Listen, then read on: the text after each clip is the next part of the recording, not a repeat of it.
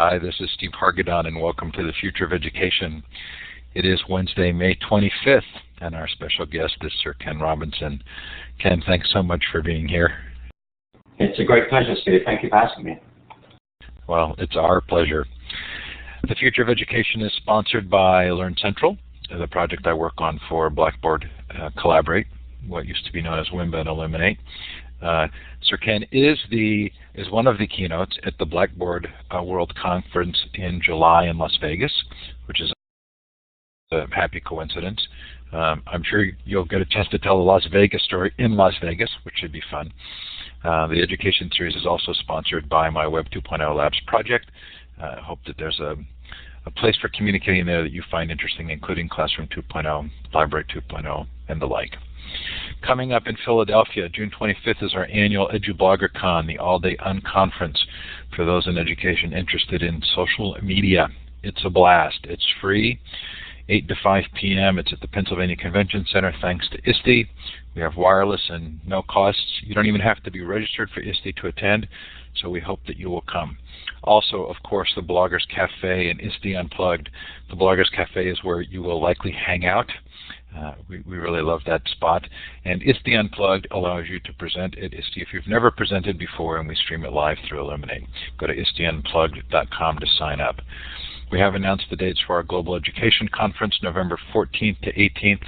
Our 2011 conference, Lucy Gray and I co-chair that. 5 days, 24 hours a day. Last year was a total blast. If you missed it, it's well worth attending. It is free, of course. We had over 400 presentations from 62 countries, just an enormous amount of fun on the topic of global education. Today we're announcing for the first time the opening of a Teacher 2.0 network. This is sort of in honor of Sir Ken being on tonight. This is a network for personal and professional growth for educators, helping you to find your passions and work on them as part of your career. So that's teacher20.com. If you're in the Sacramento area, I am holding an experimental all-day workshop on June 17th to do exactly that, look at using the web to find, pursue, and then display your passions. Coming up on the Future of Education next week, Jim Bosco asks, is there actually participatory learning? We have our unschooling panel on June 1st, and on June 2nd, author Cal Newport on how to be a high school superstar, which is different than you think it is. Anyway, lots of fun events coming up. We hope you'll find one of interest and join us. If you've missed a session, they are all recorded. Last night, Steve Denning talked to us about radical management. You may not think that applies to education, but it's a perfect segue to tonight's session. Chris Guillebeau talked about the art of nonconformity, Mark Fensky on the winner's brain. Lots of fun, all recorded in full Illuminate versions in an MP3 files. If this is your first time in Illuminate, we do have a large audience. So I'm going to give you one quick suggestion. Go up to View Layouts and switch to the wide layout. It will make it easier to see the chat. You have some ability to communicate non-verbally using the emoticons at the bottom of the participant window. There's a clapping hand, a smiling face, a confused look, a thumbs down. You can raise your hand when we ask for questions by using the hand with the green up arrow. That's the emoticon or the icon at the bottom of the participant window. It's a hand with a green up arrow. We're now going to let you participate by letting us know where you're listening from. If you've been through this drill before, you can pop it right up, but look for the wand with the red star at the end. Click on that and then click on the map. And it's really fun to have you shout out in the chat where you're listening from, what the time, temperature, weather might be like. A lovely global audience tonight, of course, to be expected with Sir Ken on. Look at all of those places. How much fun. Some of you are up very late. Those of you in Europe, someone may be in Israel or Palestine, you're up very, very late. We appreciate your staying up to listen to the show.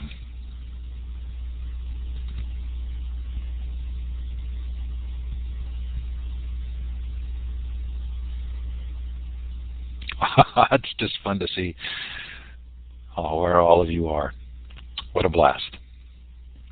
There's no way I can read all of this. We'll have to look at it later. You are able to save the chat. So if you feel like there's something that comes up in the chat, you can either see the chat in the recorded version, or at the end of the session you can go up to File, Save, and save the chat window. Like me, you're probably missing some amount of what's going on. So, Ken, I really love this book. It's as though the limits of the TED Talk aren't there, and you can really drill down in depth. But of course, this is a revision of a previous book. Do you want to talk at all about kind of how the book was originally conceived and then what changed in the revision? Yes, well, thanks, Steve. It's great to see people from so many different countries joining in. It's fantastic. Well, yeah, I wrote this book originally 10 years ago, and it was shortly after I'd been the chair of a national commission in the UK. The government asked me at the time if I would put together a national strategy for creativity in schools. And I got together a fantastic group of people to work on that. We worked on it for about a year, and it was a group of scientists, artists, business leaders, educators, dancers, comedians. It was a wonderful group. And we put together a report called All Our Futures, Creativity, Culture and Education. But when the report was done, there were still some things, even though I was very happy with the report and felt that we hadn't compromised in any way the messages we want to put out there, there are things you can say in a government report and some things that it's less easy to include because of the terms of reference. So I wanted to set out my own view of these things, really kind of unfettered by any of the requirements. And that led to the original draft of Out of Our Minds, which was also, I have to say, done rather quickly. We were up against a pretty tight publishing deadline. So it came out and it did very well, and I think people liked it. But about a year ago, the publisher said, as it's nearly 10 years since the book came out, we'd like to do a new edition, and wondered if you'd like to make any changes to it, to review it. And truthfully, what I had in mind was a weekend with a spell check, and a bottle of claret, and I thought I'd be hand polishing a few metaphors. But in fact, I ended up rewriting the entire book. In some ways, it is an almost completely new book. The argument's the same, but it's a longer book. There are lots more examples in it. I think it reads more easily. It was necessary to do it, firstly because so much has happened in the past 10 years since the book originally came out. If you think of it, Google was a novelty 10 years ago. We couldn't have had this conversation 10 years ago in this format using this equipment with all these people from around the world joining in. It just wasn't feasible. There were no smartphones, no iPods, there were no Facebook, Twitter, social media of any sort, really. And that's just technology. When you think what's happened culturally and politically in the past 10 years, that it was time to take stock. I think the arguments of the original book have become more urgent, not less urgent. They've become more relevant, not less relevant. And I wanted, having debated and argued about the book for the past 10 years, to bring it up to date and to flesh it out and make it sharper. And so it has new chapters in. It's completely reorganized. It is substantially, I think, a very different book now. Ken, I'm going to ask you to bring your mic off. The thought. That will also clue me in to know that you're ready for me to ask another question. So it feels to me that in many ways you are kind of the icon of this narrative of rethinking education.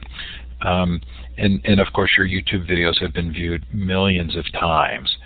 But I also feel like we're still in this sort of a small community or a bubble of people who are rethinking education. That the larger narrative of standardized tests and accountability is still kind of carrying the day.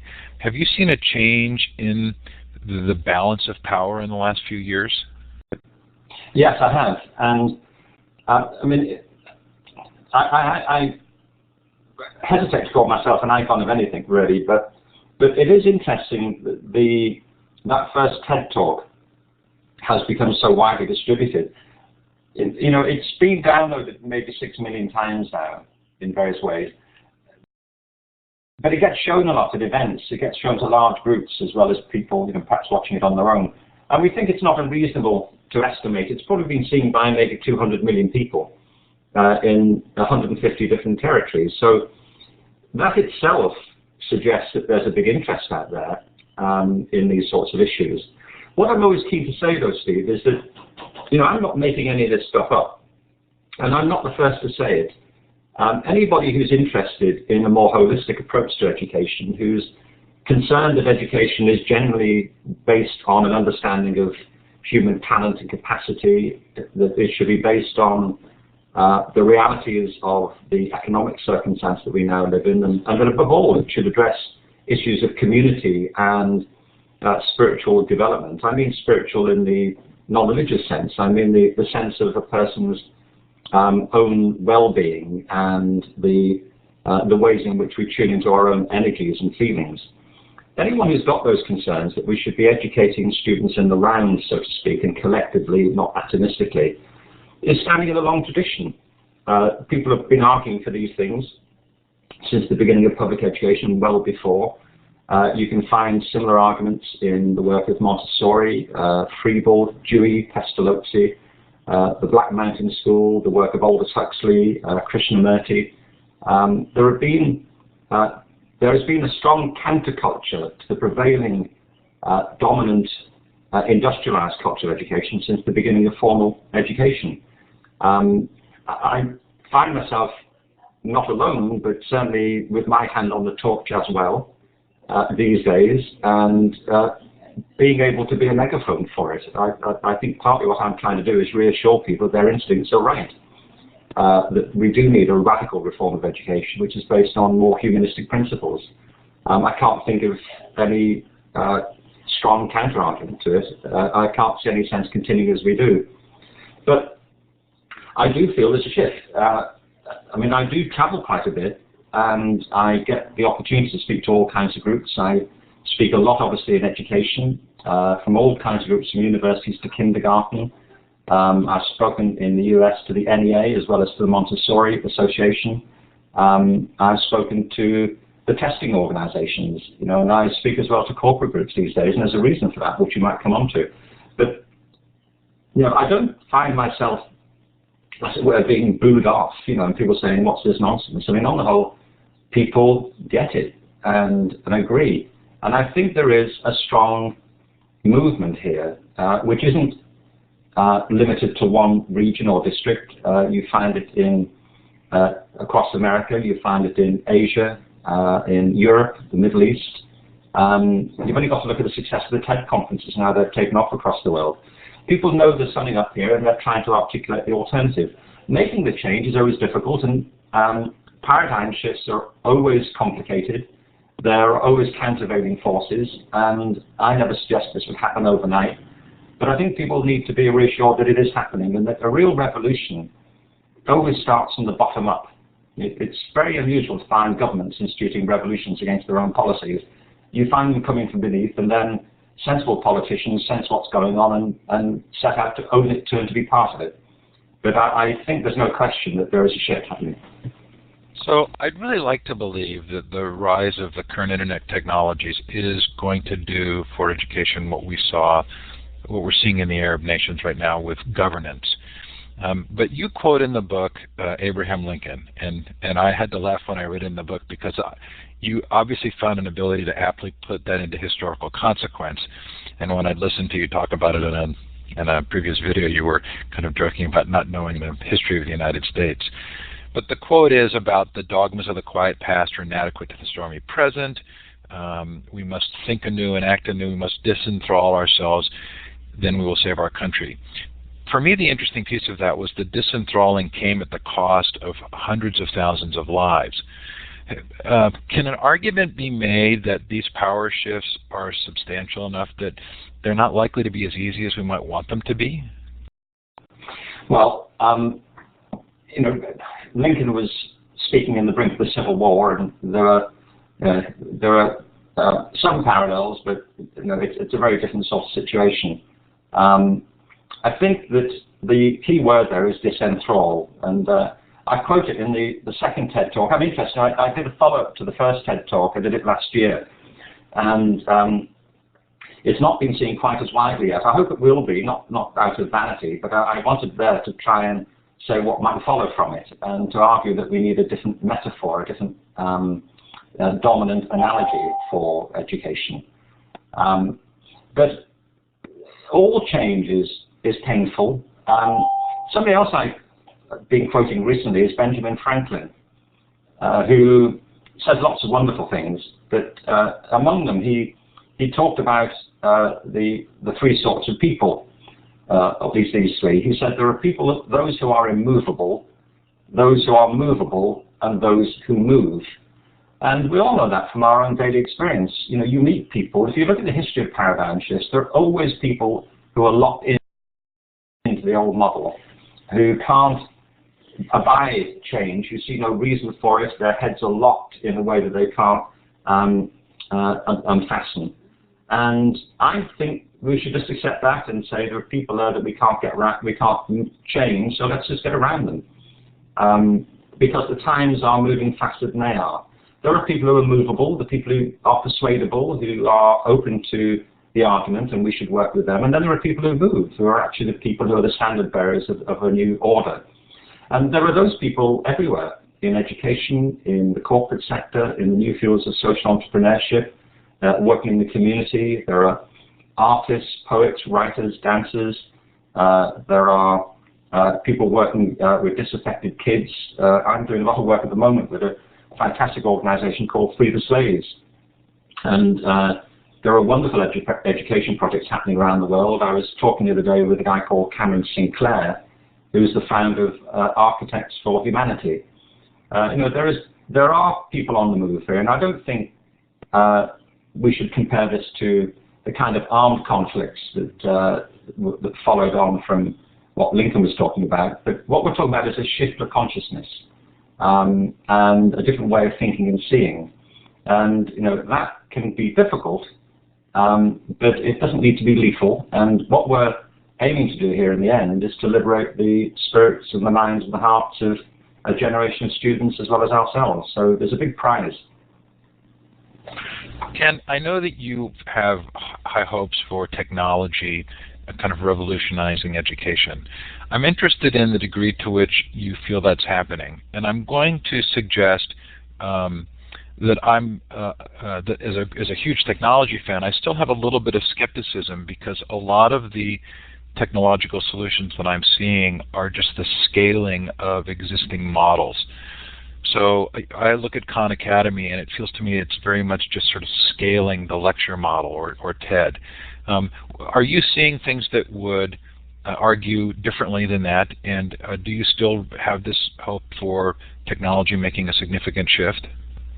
Well, you know, technology in the end is a set of tools. I remember years ago I was on an interview panel for a post. People were interviewing people for a job in technology education, and I asked all the candidates what technology was, and I was amazed at the complicated answers we got and the vagaries of some of the answers. You know, the people were getting metaphysical about it, or certainly rather abstract. And it just seemed to me that technology is the design and use of tools, and tools have extended our reach and our imaginations enormously, but tools themselves don't have any ambitions or purposes. You know, a camera doesn't in itself produce great photographs or works of art. Photographers do that. You know, word processors don't produce great novels, but novelists might.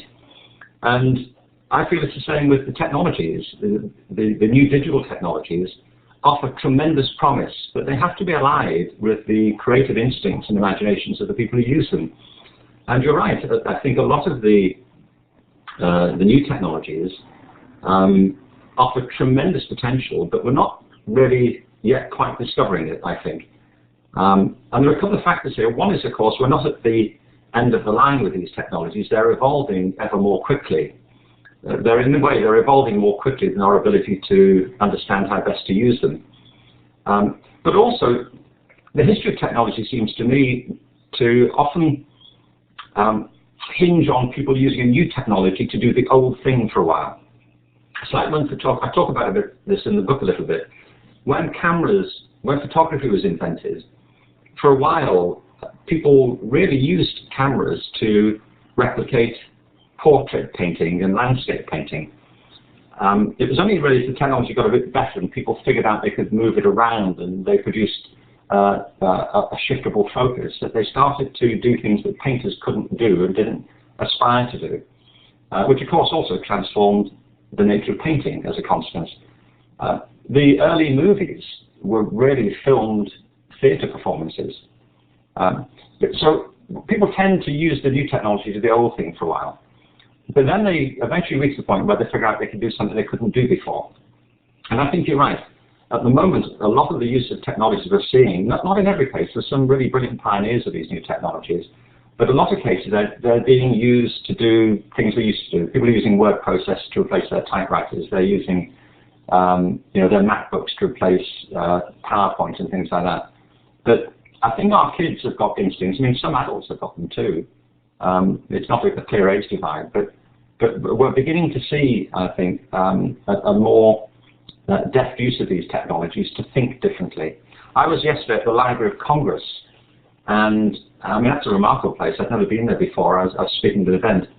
And then, they have, I think it's 470 million volumes, or at least items in their collection. They include digital materials as well. And they're beginning to look at how to digitize that and give people access to their holdings around the world and to give people ways of sorting and searching and using it in a way they couldn't if they just went to the Library of Congress. And it doesn't replace the building or the books necessarily, but it gives people a different way of relating to them. And that's what new technologies do. They get us into different relationships. And I think the consequences for education are immense. Not least, they can create different relationships between teachers and students. So there are a lot of times in the book when you give 2 reasons or 3 reasons. It's a very reasoned book. One of the most interesting to me was the 3 reasons for the title of the book. Are you willing to explain that a little? And you need to turn your mic back on, I think. So I'm so carried away talking about new technology, I'm forgetting how to use it. The book is called Out of Our Mind. The subtitle is Learning to be Creative. Yeah, the 3 reasons for the title were firstly that the core argument of the book is that being a human being is inherently a creative process. The one thing, it seems to me, that distinguishes from the rest of life on Earth is the power of imagination. In most respects, we're like every other form of life on Earth. Well, I mean, give or take the odd mollusk, but we're certainly, as far as the vertebrates are concerned, we are like the rest of life on Earth, and that's hardly surprising since we've grown in the same way. We're mortal, our lives are relatively short, we depend upon the Earth for our very existence and to support and sustain us, and we're mortal and perishable. And biologically, we're probably evolving at the same rate as other species. But culturally, we're in a completely different category. And we are, I think, because we have acquired, developed these extraordinary powers of imagination. I mean, the ability to bring into mind things that aren't present to our senses. And I say in the book, I'm not arguing that other species don't have imaginations. I have no way of knowing. But certainly there's no evidence that they match ours in anything like a substantial way. And from that flows the power of creativity, or the powers of creativity. And we create the world, the human world, in a literal sense. We create it through the values we hold, the ways that we see things, the concepts that we evolve and that we share or we don't share. That's what culture is in the end. It's our shared systems of belief and values and how we relate and behave with each other. And what evolves most radically is our ways of thinking. That's what triggers the great paradigm shifts in human culture. When we see things differently, we have a different way of framing the world, a different set of concepts, a different way of understanding what's happening to us.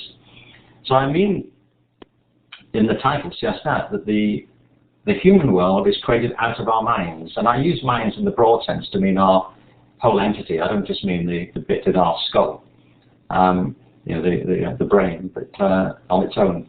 Because we are embodied creatures as well. We're not just brains on a stick. The second is that I do believe that many people don't ever discover their true talents, their true abilities. It's something I've talked about a lot more in The Element. But that because of the way we educate people, they're often displaced, separated from their true sense of who they are and what they can be. They're out of their minds in that sense. You know, they're displaced from their consciousness in some way. And the third reason is that this is partly because of the way we have formed our education systems. And at the moment, reform movements tend to be focused on improving the way it is at the moment, just making it more efficient, when actually we need to be transforming it into something else entirely. And the point I make in the book is if we're to continue down our present course, we'd be out of our minds in the conventional sense. It would just be mad, I think. In that third use of the phrase "out of our minds," you do talk about the fact that that a number of people argue that personalizing education is a pipe dream, and you also talk about the irony of people believing that will improve education, will improve the business climate by improving education in certain kinds of ways. Do we have sort of inherent cultural conflicts with our sense of what education should be and how it relates to business? Well, yes, I argue in the book that politicians everywhere always think they're going to win votes by talking about getting back to basics. It's rather irritating, I think. You find people coming into these offices, you know, they become the Secretary for Education, and almost every one of them starts off, you know, on the premise that the whole thing could be sorted out quite simply if we just get back to basics and cut through the nonsense. And the unfortunate thing is that by basics, too often what policymakers seem to mean are a group of particular disciplines, usually languages, maths and science.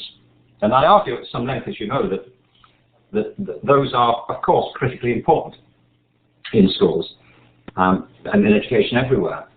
I wish that we weren't so obsessed politically with the so-called STEM disciplines. I mean, they're tremendously important. Science, technology, engineering, math, of course, they're at the heart of human culture.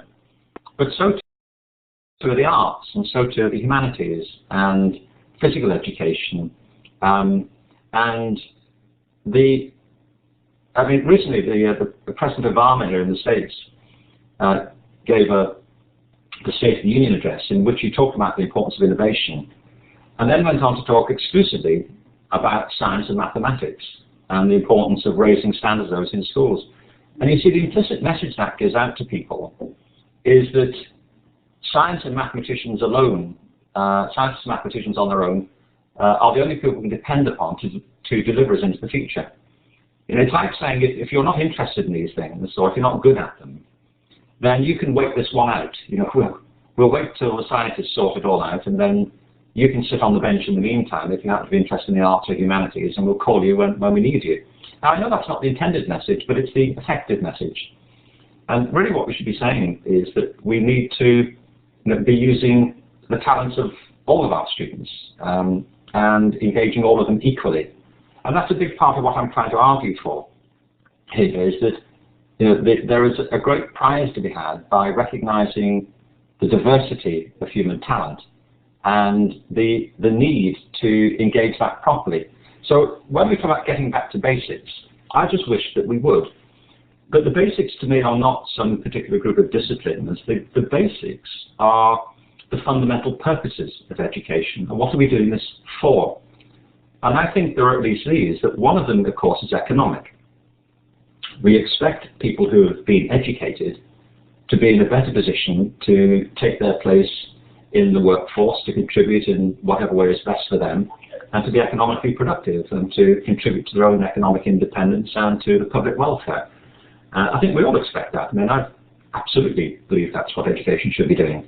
But part of what I'm arguing for in the book is the need to recognize that the economic circumstances that we are currently facing are completely different from those that framed the original design of our current education systems. When education was first developed publicly as a mass system, it was to meet the needs of the industrial economies. That's why it is the way it is.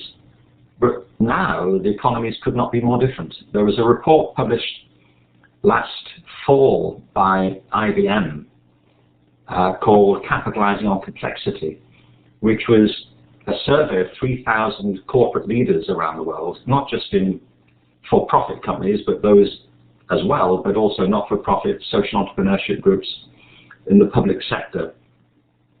And they asked them what were the biggest challenges they faced, and they said, we really need to run companies in a way that deal with complexity. We need companies that are adaptable, and we need companies that are creative, and we need people who can do all of those things. And that's the great irony, that those people who argue to narrow the curriculum and to make it more standardized in the interest of the economy are simply failing to understand what the economy really needs. So that's one basic, and that to me argues absolutely for the kind of education that I'm trying to champion. The second big purpose of education is cultural. We need to enable ourselves and our students to understand the world that we live in, its histories, its traditions, the different ways that people have been raised to think and believe and feel. And we need, as well as giving people a sense of their own identity, to promote a sense of cultural tolerance and understanding. I mean, if anything is more likely to run as a species off the cliff, it's our inability to understand each other's cultures, and we see that every single day. And having an education system engaged in cultural understanding is actually of paramount importance, it seems to me. But the third big piece of education, the other basic, is personal. In the end, education is personal. Everyone is different, everyone's an individual. It's people who learn, it's not their laptops, it's them. And when people say, can we afford education to be personalized, I can't imagine what they think the alternative is. What? I mean, make it impersonal, ignore the people who are learning. Well, that is what's happening in the standardized curriculum, and we see the results of that. People are being disaffected, medicated, dropping out, and failing to see the point. I mean, I think a lot of kids think education's got nothing to do with them, and they're quite right at the moment. It doesn't. But what you see everywhere is when you personalize education, that's to say when you engage the learners individually as well as collectively, when you look at how they learn and celebrate their individual talents and look them in the eye and understand how they think, then standards go up everywhere. It's simply a question of understanding what the heart of education is, and the heart of education is the emerging interests and appetites and energies for learning of the students themselves and the teachers who work with them, and everything else is peripheral. There was a report this week from CNN that 80% of the 2009 college graduates had gone to live back home. And it kind of pointed up this dichotomy between believing that education will lead to economic progress. Did you see that article? And I think you do have some thoughts on this, right? I didn't see the article. I'd like to. Could you post a link to it, Steve, at some point? I'll multitask and find it. But yes, the declining value of a college degree is probably the single most obvious indicator that the current paradigm isn't working. Because at the beginning of public education, the ultimate purpose was to get somebody to college. And if they got to college and got a degree, then they were guaranteed a job for life. It was a pretty segregated idea. You know, that the industrial economy really needed the majority of people to be doing blue-collar and manual work, and a minority of people to do white-collar work and join the professions. And that's why the system was constructed or evolved in the way that it did, with a very broad base of elementary education and a relatively small higher education sector, a relatively small university sector. And the result of that was that if you did go to university and you had a degree, then you were absolutely guaranteed a job. I mean, and a good job, a well-paying one with a pension for life, probably. Well, now that's not true, just as you say, and the article seems to suggest, but I'll obviously read it. There are students leaving, top universities with good degrees who can't find work. Now, I'm not arguing for a second that you shouldn't go to college, or that if you do get a degree and find work, that you won't be better off in some respects. And actually, some people are. There's statistics to show that. The people who graduate high school and college, on the whole, can have a higher earnings expectation in some areas, not all of them, but in some areas. But what is true now is that the university degree is no longer a guarantee of anything. And the reason, I think, is that the higher education sector has been expanded uncritically on the assumption that the value of a degree is constant, and it's not. It's subject to market conditions. But the other unfortunate aspect of this is that with our obsession in getting people to college, we're often overriding the real talents and interests and ambitions of the students themselves. I know all kinds of people who went to college who didn't want to go, who didn't know what to do when they got there, and now they've left, they're still not sure what to do with themselves, who would probably prefer to have gone off and done something else in the meantime, or something else entirely. What this reflects is a kind of apartheid in our educational thinking between academic courses and vocational courses. If you want to go off and do something that involves making things, being practical, being responsible for running something, for using your hands as well as your mind, all those things are seen as somehow second order, second rate. And that's built into all the European education systems as well as the ideology of the American system. If you want to be an electrician or a plumber or a builder or work in the fire service, all those things are somehow thought to be not quite as prestigious as going off and getting a law degree. And, well, I can't imagine a world where people were not doing those jobs and didn't want to do those jobs. And I know all sorts of people who do those jobs and love them, and much prefer doing them than going off and doing an academic program for another 4 years. And this is all part of what I mean by personalizing education, that we need to recognize that human talent is tremendously diverse, and all human cultures depend on an ecosystem of talents. And at the moment, we're losing the ecosystem, in the a kind of equivalent of tearing down the rainforest, to grow sugarcane all the time. Like we're focusing on a single crop, and we ought to be looking at diversity. I really like the climate crisis, a phrasing you used in one of your talks, and you also talk about not thinking of education linearly, but as agriculture. I hope I'm saying that right. But I didn't see those in the book as much. Was there a reason? Are you not saying that as often now, or did it just not fit with the scope of the book? I think it is in the book, but I do talk about that more in the element. There's a closing section in the element there, and I was just mindful that I wanted the two books to be complementary, but not obviously repetitive. There's some overlapping themes, but where the element looks much more close at the nature of individual talent, what I want to do out of our minds was to look at the broader context. So how do we get here?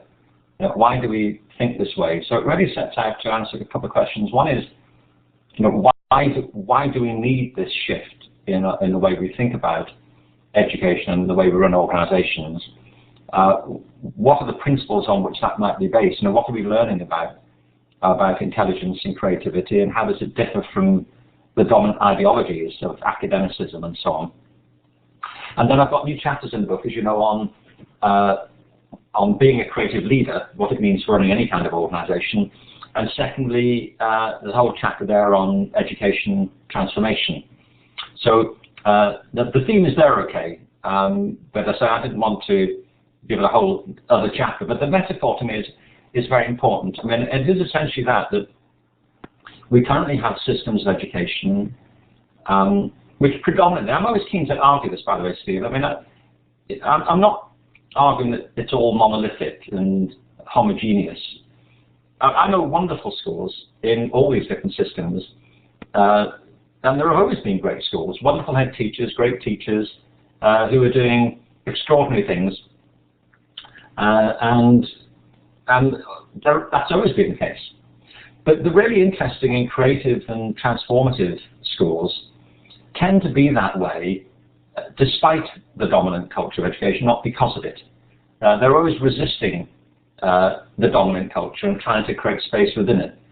And the dominant culture is very much about, in many of our school systems, it's about conformity and standardizing and efficiency. It's based on the kind of Taylorist models of efficiency that used to underpin the mass production systems in the industrial sector.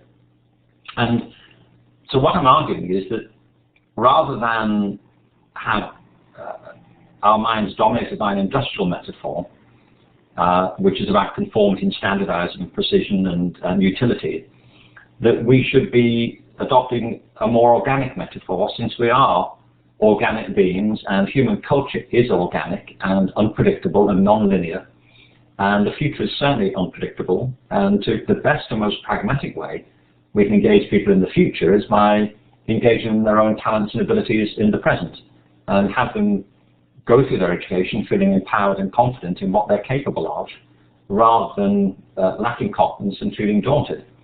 So the metaphor is, to me, very powerful, because human communities, schools especially, not uniquely, but certainly, are not like mechanisms. They're not machines. They're much more like organisms. They grow and they thrive under certain conditions. And healthy plants, for example, this is the principle of ecology. A healthy plant depends for its health on the environment in which it's growing. But it also gives back and helps to give nutrition to the environment itself. So they're held together in a kind of virtual circle of growth and fertility. And you see that with schools, or any great community, is that schools thrive on feelings and values and relationships and motivations, and a great school also enlivens and enriches the community that it's part of. And if the school becomes barren and desert-like, the heart of the community tends to die away too. And it's really not a complicated idea, this, that in human communities, we have to think holistically. We have to think about how people relate to each other and how they relate to themselves and how the different parts of the system interconnect. And as soon as you start to over-standardize these things, you rob them of the vitality that makes them what they can be. And it's not a theory. I see schools all around the world which tacitly or explicitly follow those principles, and they're great schools. And all the ones that are not great are the ones where the living heart's been taken out of them. I love the way in the book you profile a pretty wide variety of schools who fit this. They've built a community, a culture of education within their community, but they vary quite a bit.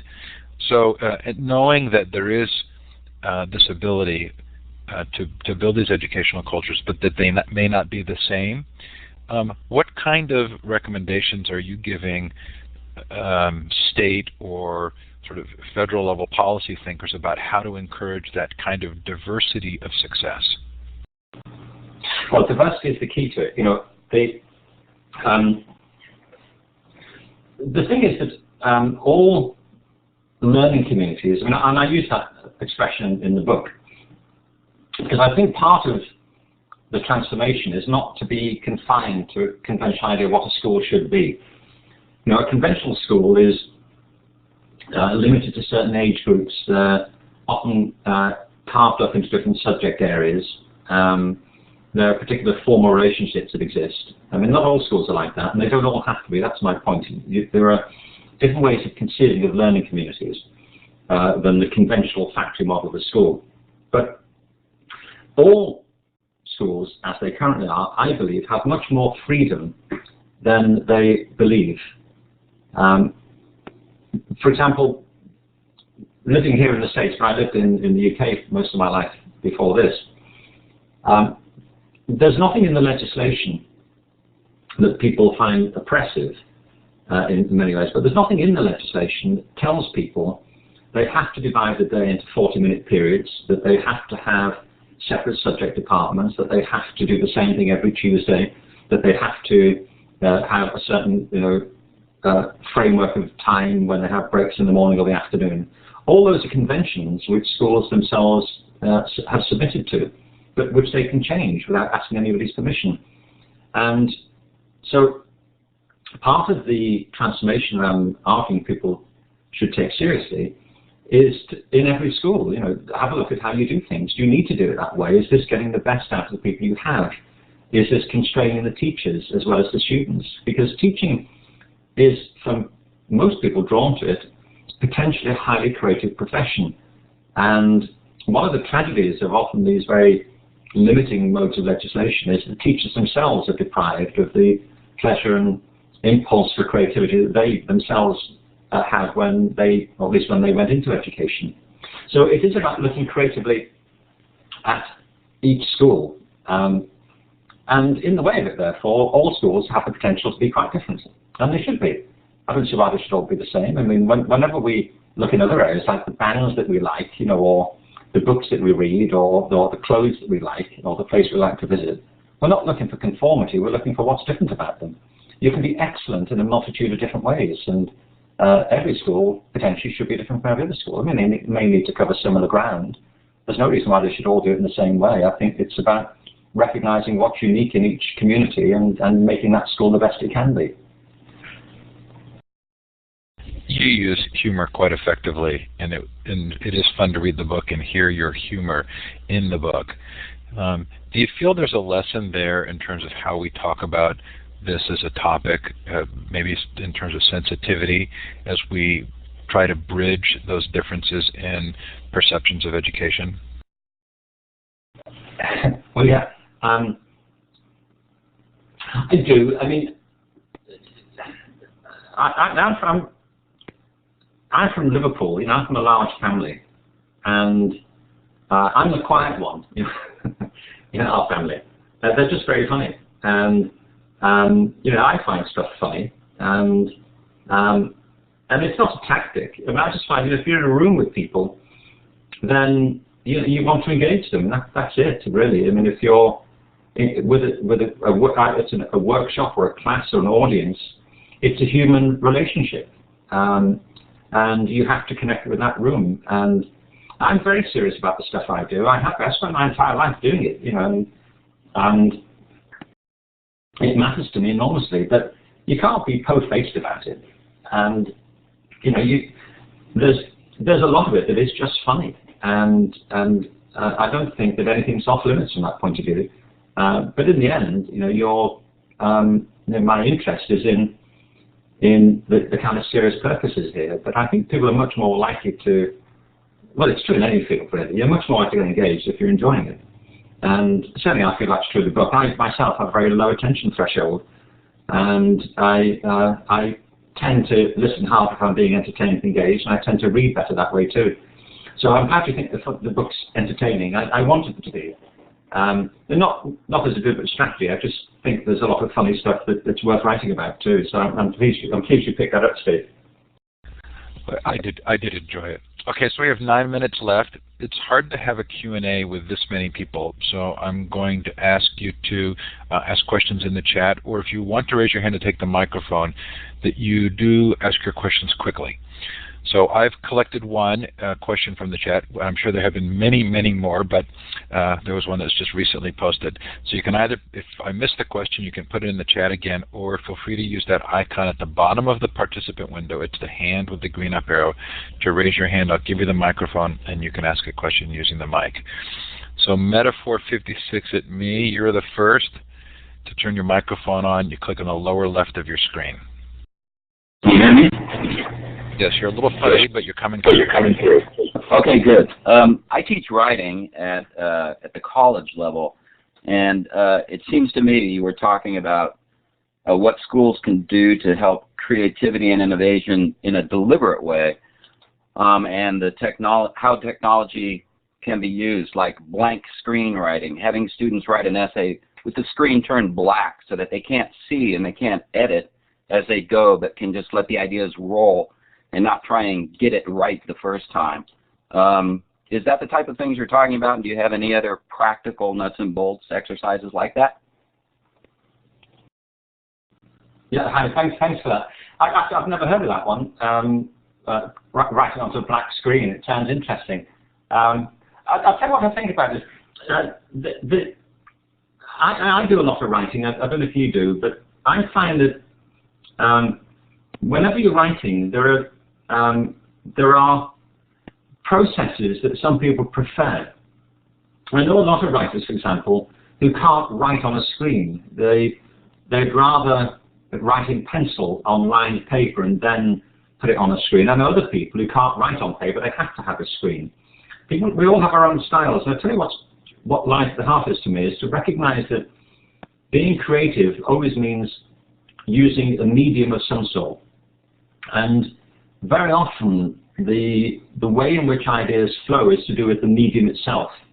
You know, some people really get turned on by doing improv and some people don't. Some people get very fluent when they're sketchy and other people don't. Some people have to make lots of notes before they start writing, some people don't. There's a great book by Julia Cameron, The Artist's Way, and she talks a lot about automatic writing, and that's the equivalent thing of going on the black screen. So there are lots of different techniques, and the ones you mentioned I think are very interesting, and there is a whole pedagogy here of creativity. It's to recognize that being creative isn't just saying do whatever you want. There are phases to it, and some of it might be doing very speculative kind of brainstorming type activities of that sort, doing it uncritically to begin with.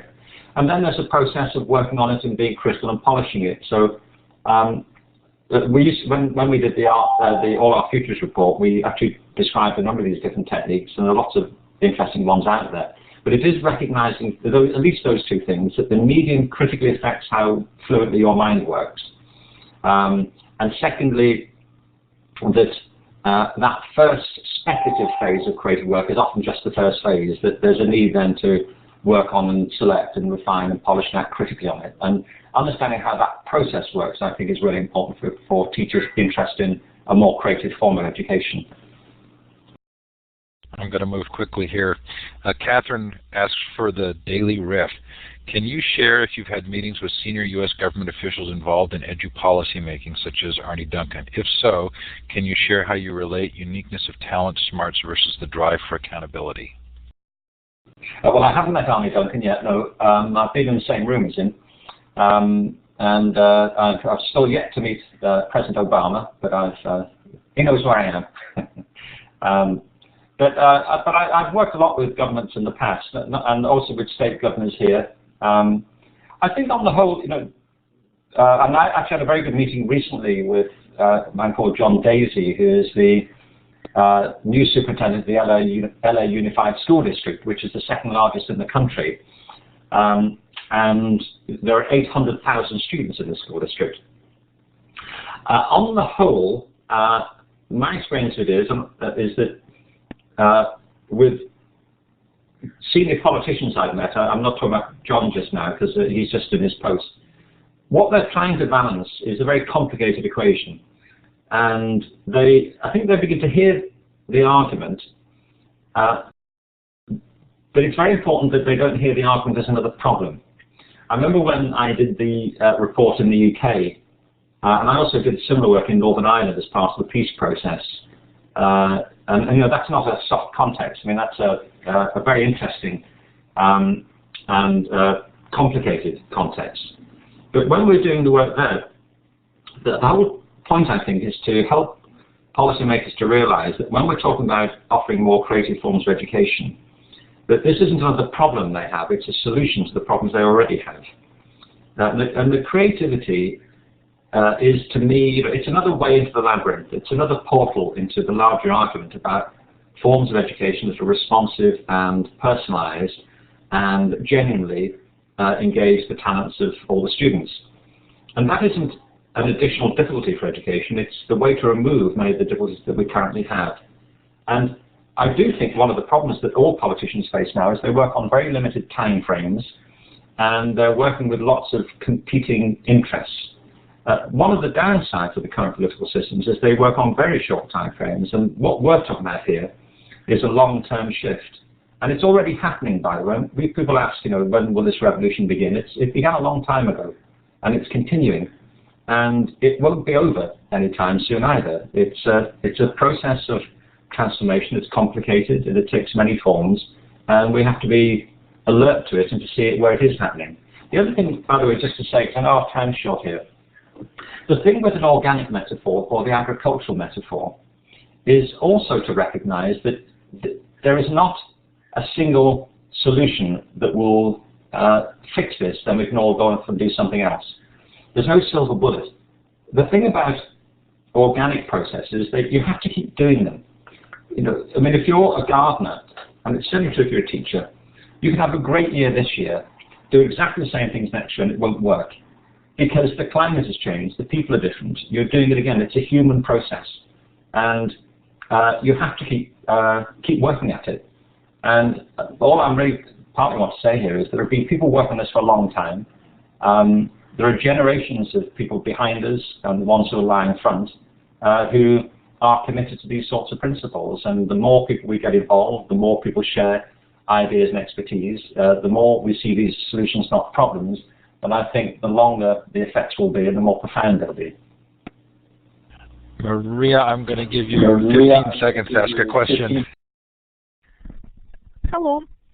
How do you help people to go beyond protesting or away from protesting and actually building, constructing, making their own systems?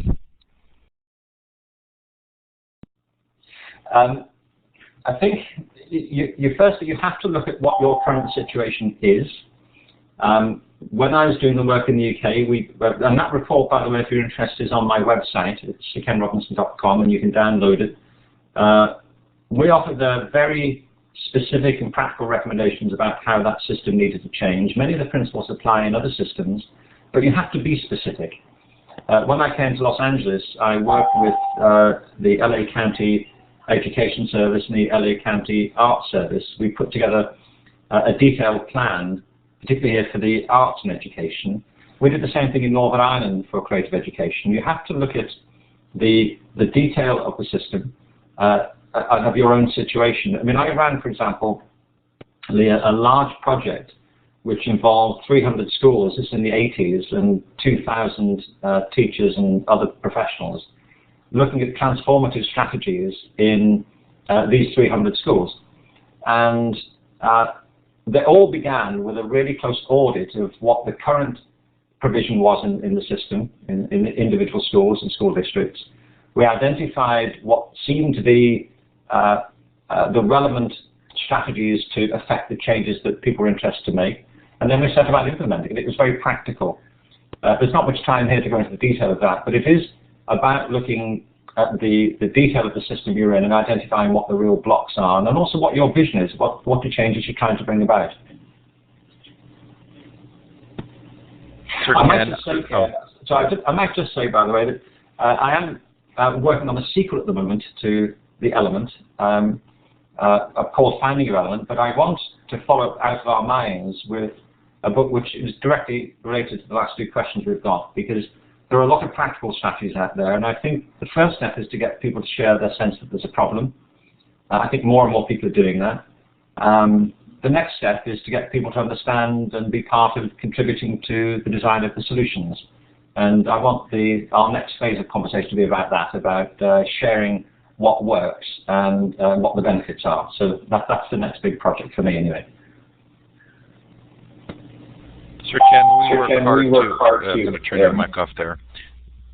We work hard to have our guests know that they can leave after an hour. So, of course, I'm sure people would love to have you continue, but you did commit to an hour, and you've been here an hour. So I'm going to clap for you and let you know how much we appreciate your coming. There are always going to be unanswered questions. I'm so sorry. But, of course, with someone like Sir Ken Robinson, that's just going to be the case. Thank you so much for coming. It's a great pleasure, Steve. Thank you so much for having me, and thank you to all of you being part of the conversation. I mean, let's carry this on. I mean, I'm on Twitter and Facebook, and I'm part of this too. I'm like you. We're just trying to figure this out, and there are lots of great people out there trying to do it. Thank you so much for that, Ken. Thank you, everybody, for coming. The recording will get posted tonight. If you would like to save the chat before you are able to watch the recording, right now you can go up to File, Save, and you can save the chat conversation. I will have the recording up in about an hour, both in the full Illuminate version and the MP3 form. Again, coming up next week, Jim Bosco on participatory learning, our unschooling panel, and Cal Newport on how to be a high school superstar. Our great thanks to Sir Ken Robinson tonight, his book, Out of Our Minds, Learning to be Creative. Thanks, everybody, and thanks, Ken. Deanne, I'm so sorry your students didn't get a chance to ask a question, but I can give you the mic now if you'd like to ask it to the group. Steve, it's Deanne here in Adelaide. I've had a group of students who've been sitting around listening to Ken. It was fantastic. I've got two students who would like to ask a quick question, if that would be okay. Yeah, I don't think Ken is on any longer. Oh, okay. Oh, never mind. Bit disappointing. Never mind. Next time. Thanks very much, though, Steve. Shall I get them to ask a question anyway? Say that again, I'm sorry. Say that again, I'm sorry. Should I get them to ask their questions so maybe it could be posted to Ken? Sure, and it can be on the recording. We're still recording. Okay, Joseph. Hello, I'm Joseph. So Joseph, Sir Ken is still on. I think he'll answer you. We're getting Steve? I can. I've got another 5 minutes. I'd like to hear what the students are saying, if we can get them back. Absolutely. Just remember to turn your mic off when they talk. Yeah. Deanne, can you turn your microphone back on? Yep, we're here. Okay. Joseph. Yeah, I was wondering, do you think if schools push more on online work, do you think that would push teachers out of jobs? Hi there, it's Ken here. No, I don't think so, I think what will happen is that the more we use the facilities of the internet and online learning, I think the roles of teachers can change in a good way, because the role of a teacher isn't just to pass on information that they know and the students don't. Part of the really important role of a teacher is to be a critical guide, because there's an awful lot of stuff, for example, online, which is either not true or unreliable or not verified. So it's easy to go online and believe you're getting good information when you're not. It's like searching any library. You've got to think critically about what you're looking at as well as just absorb it. That's the whole process of becoming educated. You're also able to think more critically and with better judgment. And teachers have lots of roles in that respect, of helping to develop critical skills, of being a mentor, to encourage you, to guide you. So no, I don't think in any way that the new technologies will lessen the need for teachers, but I think it'll change their roles. And can you take one more from a student in Deanne's class? Yes, I can, thank you. Go ahead, Deanne. Yep. Hello, I was just wondering, what's so great about the new super schools, like compared to normal schools in the public education system? Well, what do you mean by super schools? Deanne, you'll have to turn the mic back on. Well, in Australia, there's all these new super schools. I was wondering what they are compared to normal schools. I think for me and those listening, would maybe your Deanne tell us a little bit more about the super schools, so we're sure that we've got the right idea. Hi, Ken. I think I need to find out more about super schools as well, because I'm not quite sure. Jackson. I've seen them on the news, and they say they're bigger and better and have better resources and that. But I'm wondering, like, the standard of the education and the people working there as teachers and stuff.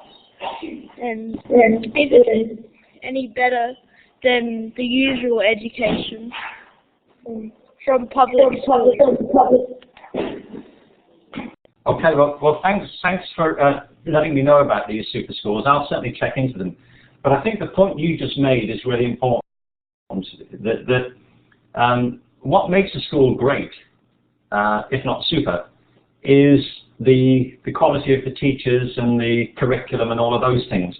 You can have a fantastic building and it still not be a very good school. You can have a really bad building and have wonderful things going on inside of it. And so I need to find out more about the super schools. In America, there's a big movement towards what are called charter schools, which are they're public schools, but they have the freedom to work in different ways to the regular public schools. They're more independent in some respects. Well, some people are all for them, but the truth is there are good charter schools. There are bad charter schools. Like there are good private schools and bad private schools. There are good public schools and bad public schools. It's like there are good and bad restaurants. And I'm sure there are going to be great super schools and not so great super schools. I'm sure it's not being a super school that's going to make them great. It's about what goes on in the building, which is what you're suggesting. But thanks for the question, and I'll definitely look into it. In fact, somebody's been posting a link to these schools as we've been speaking, so I think we'll all follow those. And thanks for mentioning it to us. Ken, one more, or are we done?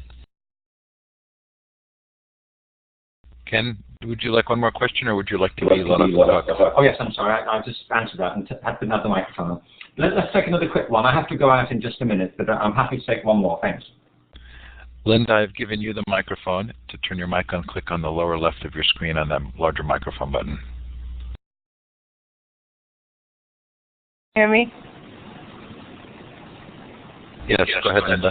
Okay. My question is what kind of work are you doing with corporations? And of the work that you've done with businesses, what do you think has had the most impact?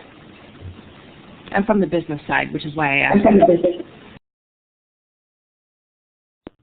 Well, thanks for asking that. It's an important part of the puzzle here. These days, I work broadly across three areas. I work in the education field. It's where I'm from. It's what I do. It's what my background is principally. I do get asked a lot to talk with corporations and companies, and I work a lot in the cultural sector. I always did. And for example, I'm the patron of the London School of Contemporary Dance and of a number of arts organisations. Typically, what I'm asked to do with corporate organisations is to help them think about approaches to innovation and creativity. And in a way, it's the same challenge that schools face, but of course the context is a bit different. But the reason that companies and organisations are increasingly concerned with innovation is because, firstly, the world is changing so quickly, and they need to have a culture which is those things I mentioned earlier: adaptable, easy to respond to change, and can come up with new ideas. A lot of organisations aren't designed to do that, so they want to know more about that, and I work with them on those ideas of how imagination and creativity relate to innovation and what it means to the culture of the organisation. But there's also an increasing move in organisations of all sorts to implement policies which are more responsive to the needs of the people who work in them, which are generally human organisations. You see that in organisations like Zappos, which the guy who founded that, Tony Hsieh, has just written a book called Delivering Happiness.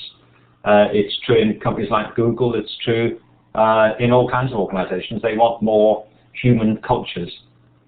And to that extent, I think it's important that we see the links here, because there's a need for a different type of conversation to have between the business sector and the education sector. I was at an event yesterday at the Library of Congress where the retail chain here, Target, has been funding libraries in schools, and it's a really very interesting and impressive program. So it's a meeting there, 80 school principals who've been working with them on this program.